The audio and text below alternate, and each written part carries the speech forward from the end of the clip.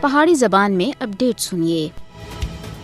بھارت اور اسرائیل اپنے ناجائز قبضے دی حکمت عملی کو اور زیادہ ڈاڑا کرنے دے واسطے تیزی دے نال ایک دوسرے دے نال تعاون کر رہے ہیں۔ یہ دونوں کشمیری اور فلسطینی عوام دے اتے ایک جیسے مظالم کر رہے ہیں۔ بھارت اور اسرائیل دونوں بالترتیب مقبوضہ جموں کشمیر اور فلسطین وچ نسلی تطہیر وچ ملوث ہیں۔ RSS دی حمایت والی مودی حکومت وچ بھارت اور اسرائیل دے تعلقات وچ بڑی شدت آئی ہے۔ RSS دے بانی ساؤکر تھے کہن کے دوئے ہندوتوا نظریات رکھنے والے ہندو صہیونیت تے حامی رہن۔ ہندوتوا صہیونیت تے حامی نقطہ نظر ہدف اور طریقوں میں مضبوط تعلق رکھتے ہیں۔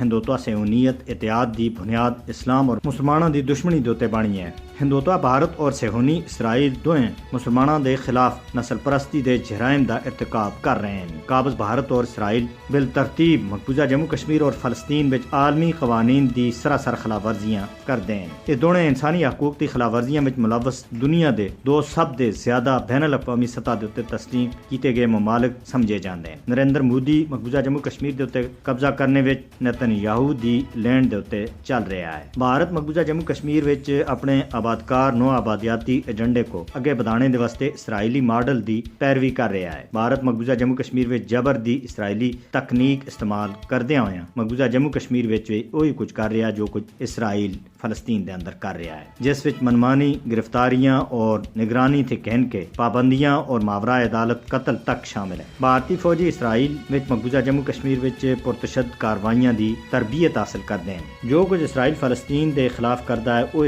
بھارت بھی مقبوضہ جموں کشمیر دے لوکاں دے خلاف کر رہا ہے۔ مقبوضہ جموں کشمیر دے واسطے مودی حکومت دا نواں ڈومیسائل قانون اسرائیلی آبادکار نو آبادیاتی منصوبے دا حصہ ہے۔ مقبوضہ جموں کشمیر وچ آبادیاتی تناسب کو بٹانا وہ پالیسی ہے جڑی اسرائیلیاں سن بھارت کو دیتی ہے۔ 5 اگست 2019 بعد تھے متعارف کرائے گئے مودی حکومت دا نواں ڈومیسائل قانون اسرائیلی آبادکار نو آبادیاتی منصوبے دا حصہ ہے۔ بھارت اور اسرائیل دے بچکار قریبی فوجی تعاون انسانیت اور عالمی امن دے واسطے بہت بڑا خطرہ ہے۔